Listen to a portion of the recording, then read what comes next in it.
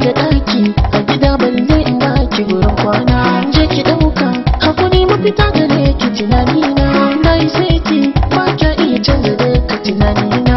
Na rufe kofa ban tunanin buɗewa. Karki tsarin ki za ki zauna yankina.